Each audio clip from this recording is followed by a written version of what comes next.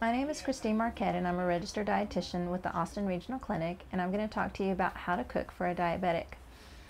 Cooking for a diabetic is actually just healthy cooking. It's good cooking for everybody. The main thing to keep in mind is that you need to control the intake of carbohydrates.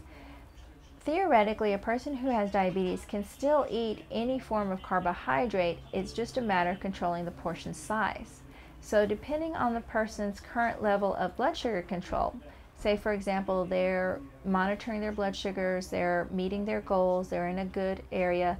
If it's a man, they can typically have 4 servings of carbohydrate per meal. That would be a maximum of 60 grams.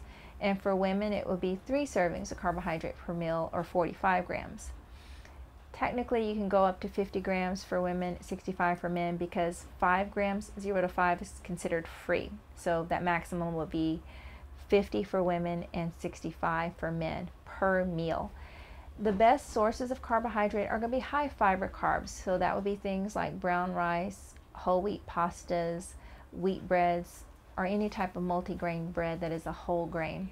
Also vegetables such as potatoes with the skin on, or corn. Now these are, again, starchy vegetables that most people think they have to avoid when they're diabetic, but as long as they're controlling the portion size, it's still okay to include these foods. The other part of the meal that needs to be included is lean protein and healthy fat. Lean protein is going to be any source of meat that doesn't have a lot of fat, such as chicken breasts or fish, or steak such as sirloin that has very, very little fat on it. Pork tenderloins would work as well. They also have very little fat.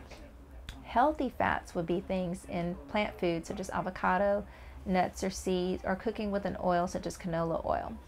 And then you also want to make sure you're including some non-starchy vegetables, things like your salad vegetables, broccoli, cauliflower, lettuce, tomatoes, zucchini, squash. Any of those types of vegetables have very little carbohydrate, and they have so much fiber and other nutrients that they're a very good way to balance out a meal.